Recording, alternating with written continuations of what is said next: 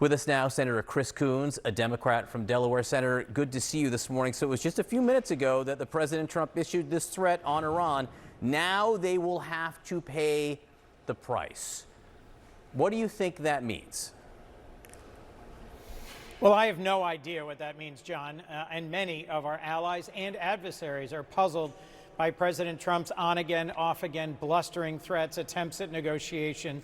What we all know is that Americans are paying the price at the pump, the price at farms that are paying too much for fertilizer, the price in the lives of American service members.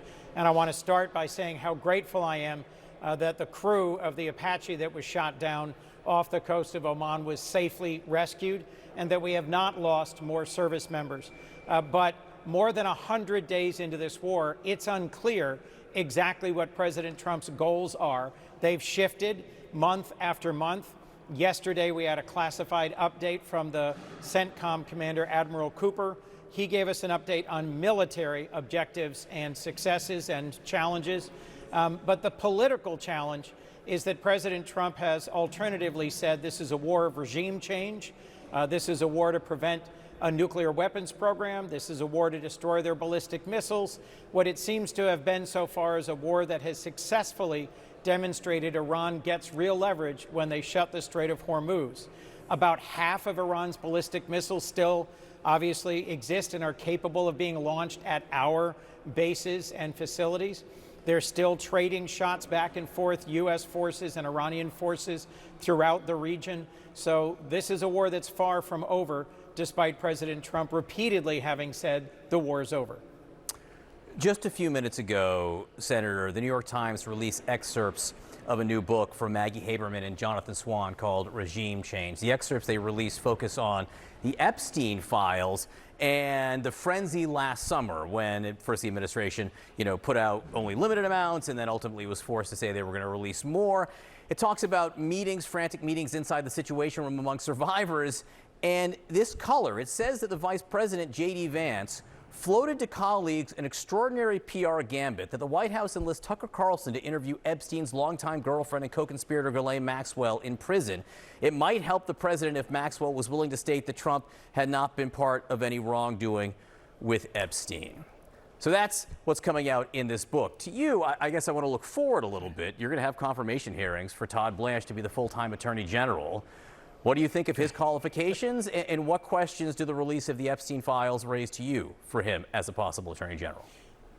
Well, look, John, President Trump keeps nominating people whose sole qualification is their loyalty to him and their willingness to shield him from any effective oversight or to carry out his campaigns of retribution. Look at Bill Pulte, who he's just put in position to be the acting director of national intelligence with no security clearance, no intelligence experience.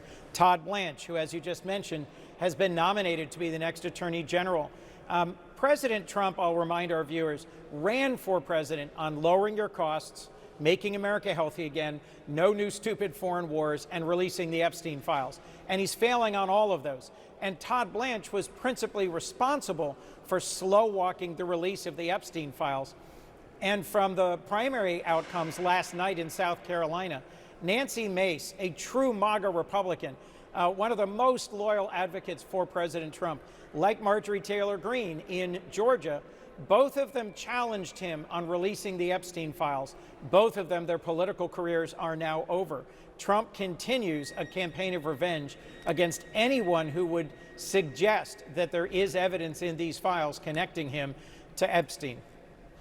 So you mentioned the primaries. There were primaries in South Carolina last night, also primaries in Maine, where Graham Plattner secured the nomination, the Democratic nomination, to take on Republican Senator Susan Collins. Graham Plattner just did an interview this morning, and one of the questions he has faced, and faced again this morning, was, is there more coming? With everything that's been released, is there more coming that could be equally as damaging to your reputation in the candidacy? Listen to how he responded. I just want to make this clear. There's nothing out there that's actually concerning. People will make everything seem very concerning because that's what people do in politics.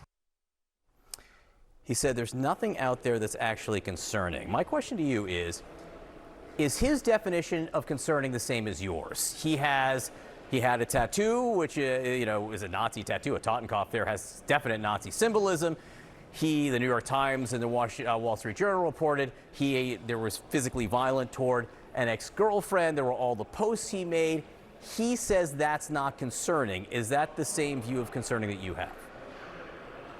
Well, John, that's a judgment the voters of Maine will ultimately make.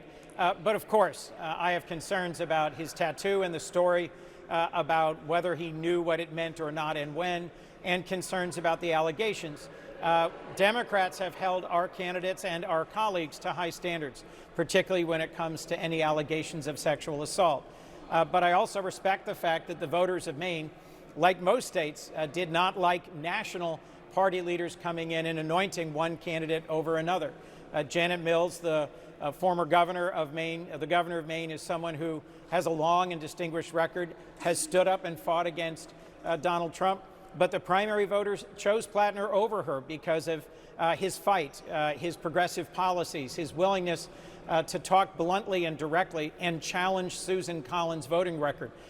That's, at the end of the day, what elections are about. Folks get to decide whether these concerning attributes or stories are a private matter that won't impact his public service, or whether they disqualify him. And I respect the fact that voters all over the country are making those same decisions. In Texas, you've now got a clear campaign between James Tallarico, a pastor, and Ken Paxton, a crook, someone who's been charged repeatedly with violations of law and with a broken marriage by his wife. So at a time when we have a president who cheated on his first wife with his second, on his second with his third, and then paid off a porn star to cover up his affairs with her while his third wife was pregnant, we seem to have changed the standards for private conduct and its relevance to public life. I still expect my colleagues to conduct themselves in ways that I can be proud of and proud to associate myself with them. And I'm hoping after this election, part of that will mean we will have a new crop of senators. I recently held an event for Roy Cooper, someone who I am proud to support. And John, I think as someone who is looking forward to this midterm, a core question is whether we will have a Senate that will hold President Trump accountable and constrain some of his worst actions. Later today, we're going to find out whether inflation has gone up for the third month in a row. And as I said, he promised to lower your costs. He's not. He promised no new stupid foreign wars. We're in one. And I think most voters are more focused on those issues. Covered a lot of ground there in that answer. Senator Chris Coons from Delaware, appreciate you being with us this morning. Thank you. Okay.